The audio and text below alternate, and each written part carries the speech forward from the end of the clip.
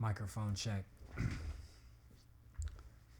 Today we're previewing a very special album that only comes out once in a lifetime. This is an album by Doechii. This is called Alligator Bites. Alligator Bites Never Heal. I have to try to hurry this up because I really don't have that much time, but at the same time I do really want to spend a lot of time talking about this album, but like I said, I have a short period of time, so here we go. So the first track is called Stankapoo. This is a song that's deep, but it shows how many different lanes Doechii has. This beat is extremely eclectic. Her verses sound like some shit from Eve. It's got that grimy say it with your chest vibes, and I really like songs like that. The second track is a track that's called Bullfrog. Bullfrog, this is my favorite track. This is actually a song that I circled on the notes. This is a beat that's fire as fuck. This hook is crazy. This song is my new anthem. This song is perfect. I can't ask for more. The third track is the one that's highlighted because after this album played, I went directly back to Bullfrog. The third track is called Boiled Peanuts. This song knocks. It's got a 90s vibe. It kind of reminds me of Cypress Hill a little bit. The fourth track is called Denial is a River. It hits like a modern day salt and pepper track. This story she tells is written so well. It stays on beat and switches flows all at the same time. This beat knocks. The fifth track is called Catfish. This is the first track I heard on Instagram. I knew this album was about to be dope as fuck. This song fits perfectly here. This beat is crazy, and she rocks with this beat. Track number 6 is a song called Skip.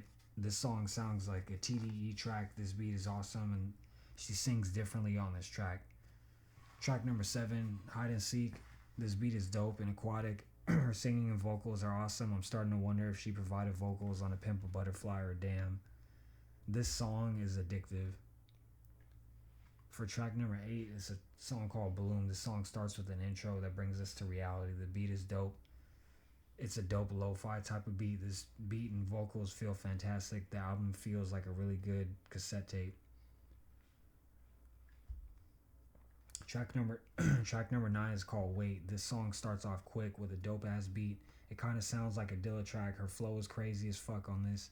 The hook sounds like several vocalists. This album makes me feel like I'm at home. Track number 10 is called Death Roll. This song hits. They definitely got to consider this song for radio. She really got some beat makers who can finger drum to make these beats. Prophet is track number 11.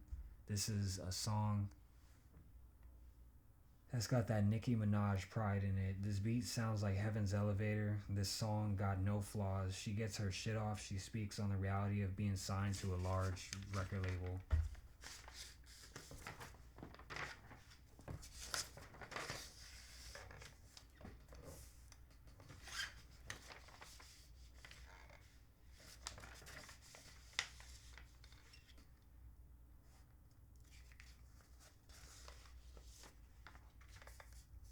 The next track is track number 12. It's called Bloom.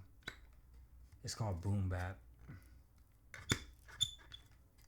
This song's music video was released not long ago and I didn't understand it, but now I have so much more respect for this song. It's placed in a great place on the album. Track number 13 is called Nissan Altima. This is a song I wanted to react to. It's the song that really showed me Doechii can rap. This song is heat. She's a problem on the microphone. GTFO. This song is about to take off. The hook is like Move Bitch by Mystical and Ludacris. This beat bangs too. So that's track number 14, GTFO. This song also features an artist whose name I can't say, but I'm sure you can see it spelled out right there. Track number 15 is a track called Huh. This song is interesting. It makes me feel like I'm getting off a plane somewhere far away. I like the starry beat. Track number 16 is a song called Slide. This song is catchy. This is another one I think should be considered for radio. This woman has so many styles vocally. I'm blown away. It's all organic. This ain't no AI assisted track. She even switches the flow. on y'all the last minute of the song. This album is on the level of talent as the Black Panther album.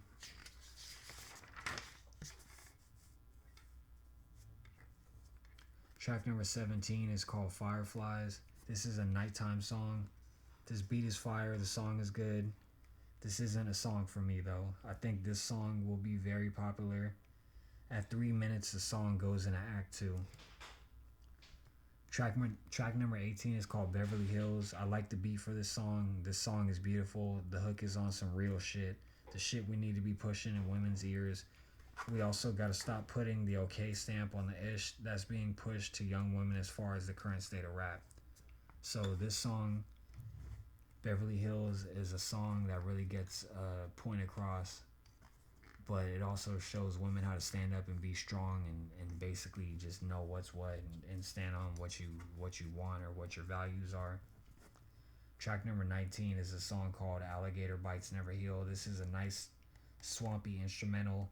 It reminds me of the underground shows I go to in LA that run till like 2 a.m. The vocals and the audio engineering remind me of something familiar. What an awesome ending to an album. I don't have that much voice, but I'm gonna do a 60-second review of this album. So Doechii-Alligator Bites Never Heal. This is a really impactful album, especially in the current state of hip hop, because right now the radio keeps pushing bullshit. TDE really did a good thing on giving her creative control on what sound she wants to push out, because I look at it like a cassette tape where the first half is rap, real rap, niggas can't fuck with me type rap, and then the second half is more on her different styles of singing in variety, different pitches, vibes, and all that. But all together, this album I feel is just as creative as the Black Panther soundtrack, that was an album compilation between TDE artists and other artists in the music space. This is a good stamp on black music in general, and it comes from an artist that I believe hails from Florida when she came here to LA to birth this album. So this is a good flagpole to stick into the ground for LA.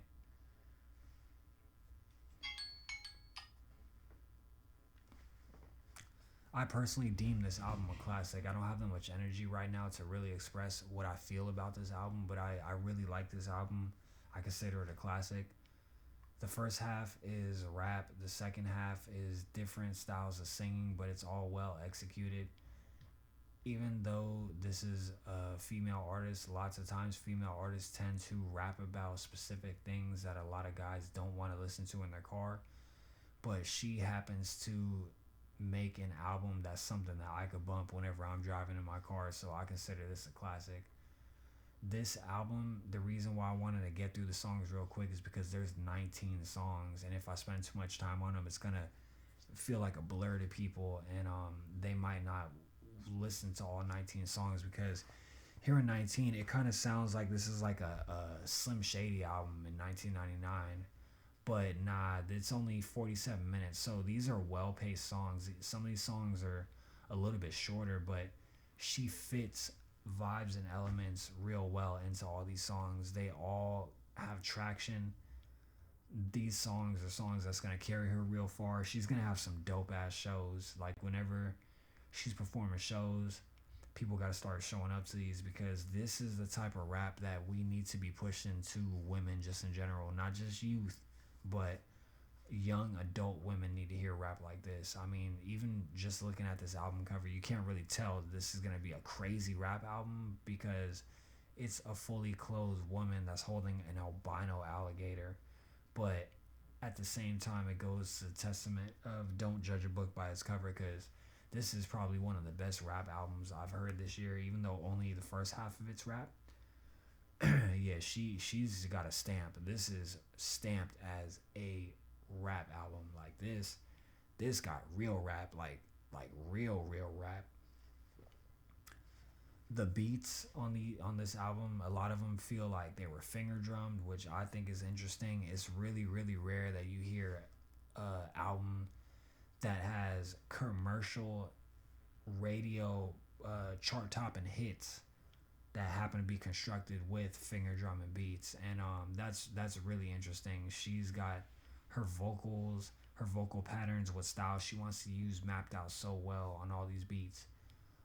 There's even a little clip of a phone conversation with her, and I believe someone from TDE basically telling her that they're so proud of her. And I agree because she's really really stomping on shit. She's really really making waves within this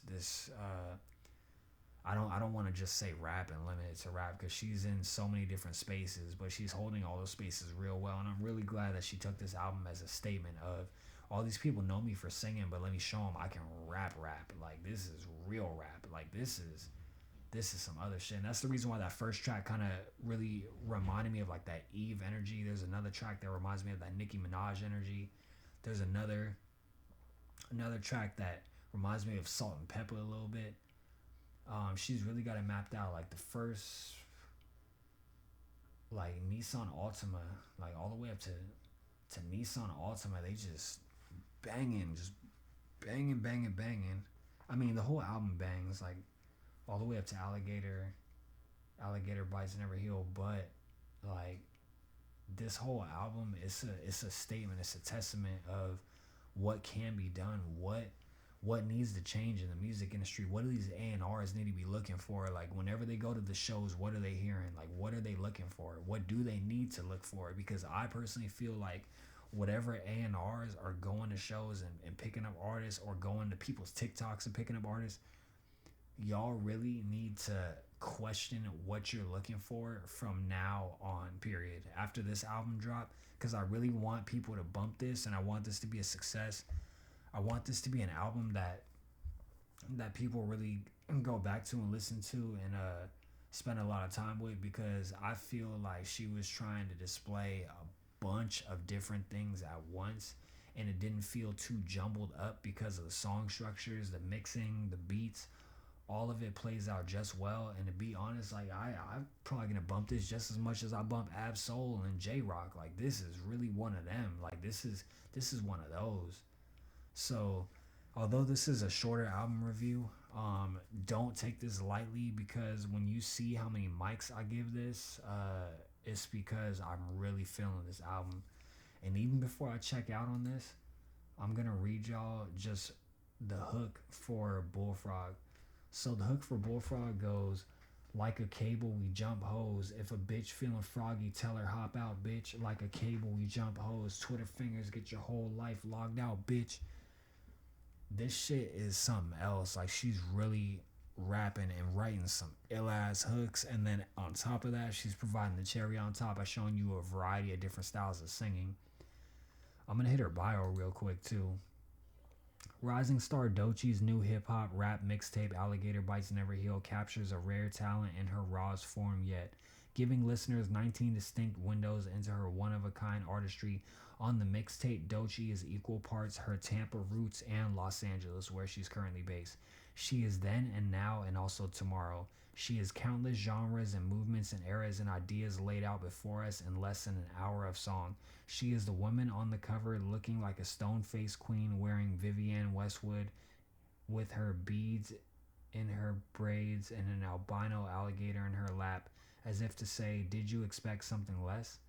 The mixtape comes on the heels of Doechii's Eurodance inspired hit Alter Ego, dubbed by R&B superstar SZA as the craziest song I've heard all year. After gaining 600 million plus global streams for What It Is, Block Boy last year, she continued to build her momentum when she popped out to Los Angeles to open for Beyonce.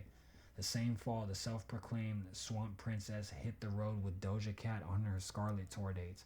So yeah, it makes sense that she's linked up with Beyonce, because I personally feel like she's on that level of singing. And I mean, not on that level of singing, but she's guided towards that level of singing. And also, someone showed her and told her the importance of exercising and trying to have variety within the singing, because yeah, she's really stomping on shit as far as singing. But I was really impressed and blown away by the rap skill, the style, the instrumentals selected, the vibes of that, all the production, up and down, all the production, fire. Yeah, this is one of those albums that people should not sleep on. This is one that's heavily regarded as a classic, this was birthed on the West Coast, and this is a flagpole as what hip hop should be, and the type of hip hop that we need to be pushing to the younger generation of ladies out there, because this fully clothed woman that's on the album cover is a beast, and I don't think any of these rap niggas can fuck with her, to be honest. Like, she's on some other shit. Like, she could do all different types of tempos and rap circles around you niggas. So don't sleep on this album, especially if you consider yourself a real rapper and you're the best lyricist and your pen game is on point and all that shit.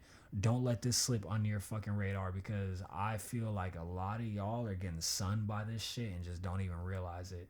And it's gonna be a sad day if you let something like this slip under your radar and you think your shit's tight, and then this song that she got on here, Bullfrog, blows up on the radio, and all of a sudden you realize you gotta work on your hooks, and you gotta work on your cadence, and you gotta work on who's producing your beat.